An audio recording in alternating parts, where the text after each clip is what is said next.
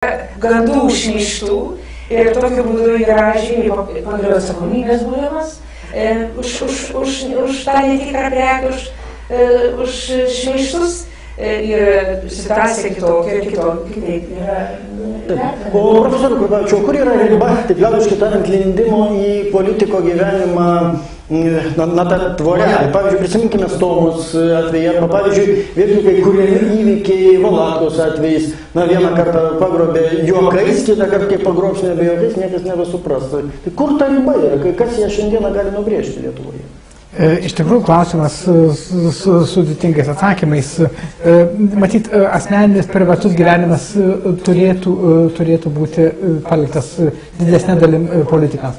Tie asmeninių gyvenimo dalykai, kurie liečia viešą interesą, jie turėtų taip skelbiami, viešinami ir apie juos žiniasklaida turėtų informuoti. Bet kur konkrečioje situacijoje brėžti ribą tikrai yra labai sudėtinga. Daugiausiai šioje vietoje matyt lemia pačių žurnalisto ir galų gale vieno ar kito laikraščio ar interneto portalo redaktorių pozicija, apsisprendimas ir supratimas, kiek galima ir kiek negalima. Profesorė Prunskienė, vis dėlto ar jūsų manymų šiandien Lietuvoje politikas gali vienaip ar kitaip irgi kalbėti su žurnalistais?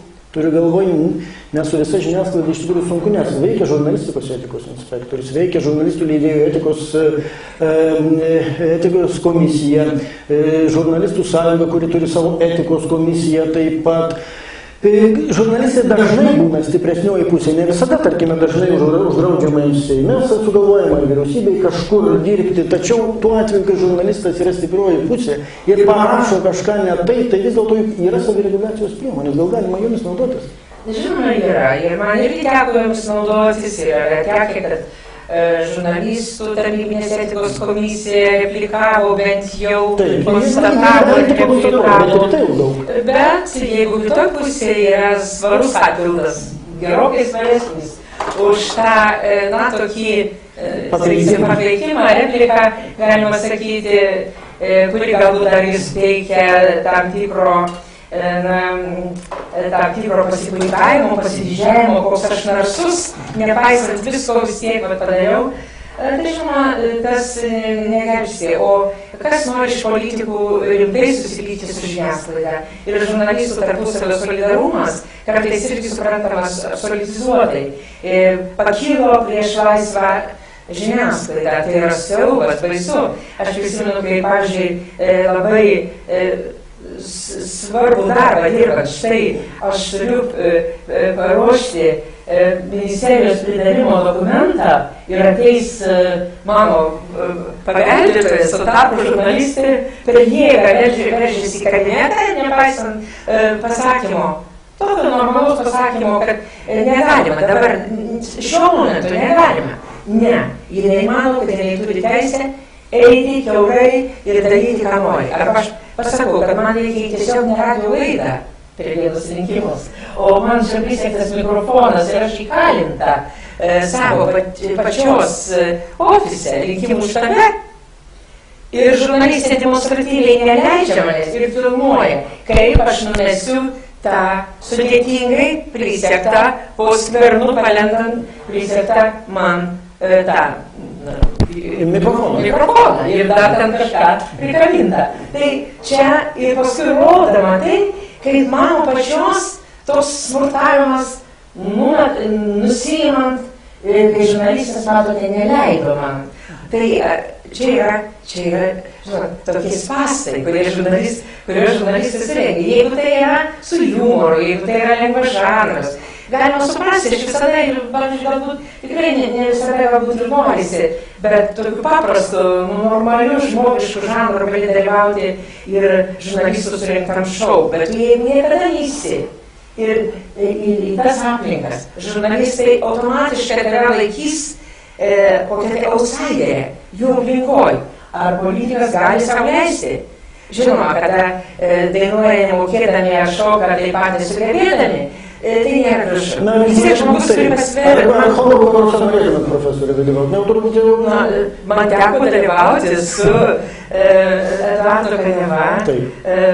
Bet aš buvau gavusi pasižadėjimą labai primiktinai kviesčios televizijos ranką, kad aš būsiu tik svečias ir jokių būdų nekonkursinė tvarka.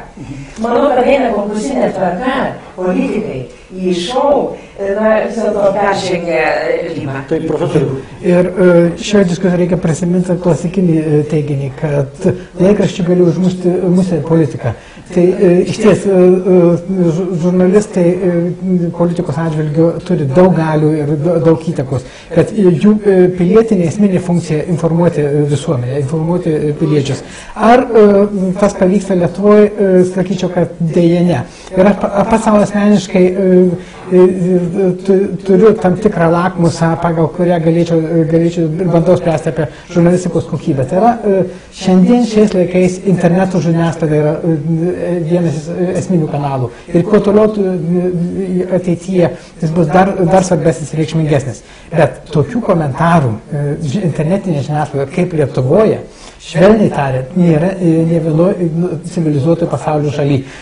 Ir aš patikėsiu žurnalistų savireguliacijos mechanizmais, kai šita problema bus pradėta reguliuoti ir tvarkyti viduje pačių žurnalistų, pačių žiniasklaidos priemonių, ar redaktorių, ar savininkų rankomis, bet ta problema turėtų būti sprendžiama. Ir tai yra išties geras lakmusas, kuris rodo žurnalistikos kokybę. Bet, profesorė, tada gal valstybė galėtų padėti ugdyti kokybišką žurnalistiką, kad ir remdama projektus kokybiškos žurnalistikos, nes iš tikrųjų visada laimės pramoga prieš kokybę.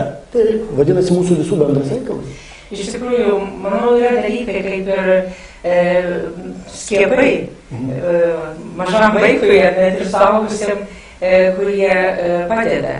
Ir neturėtų kažkas būti galbūt tas, kuris veda Regamoto skiepų, jeigu pamenat tokį animacinį filmuką. Bet visuomenė turėtų būti tik tai iššviečiama iš vienos pusės, kad jinai pati kartu mąstytų ir turbūt iš visuomenės narių tarpo galėtų daugiau būtų įjungti į tokius debatus, kurių mes pasigendam netgi prieš rinkimus, nebūtinai politikai tarp savęs, bet taip pat ir su įvairių sričių lyderiais, atstovais galėtų bendrauti. Na ir aišku, kad valstybė, Seimas galėtų, kad ir biudžete numatyti tokias lėšas, jeigu vyriausybė pati to nedaro, tai kažkas iš Seimo narių pasiūlyti, kad galėtų būti nebūtinai vien tik tai per nacionalinę televiziją, radio tokios programos, kurios skirtos visuomenės švietimui, sveikam, objektyviam požiūriui, gilesniam pažinimui procesų, kurie vyksta ir pagaliau gerų žinių ir gerų pavyzdžių.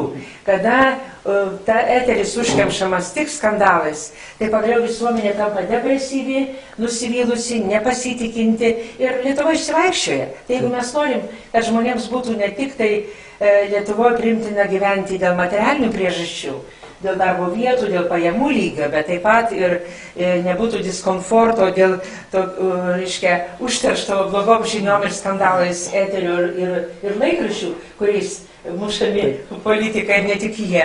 Tai manau, kad mums visiems dera labai apie tai pagalvoti ir gal bent jau sekančiam Seime tikėtis, kad gal kažkas ir pagalvos. Kad kažkas ir padarys, ne tik pagalvos. Na kągi, dėkoju Jums už pokalbį ir tiek būtų apie politikų ir žurnalistų bendravimą. Iš tikrųjų, pamatėme, mokytis yra daug ko reikia dar, kaip ir dirbti. Ačiū Jums, iki pasimatymo.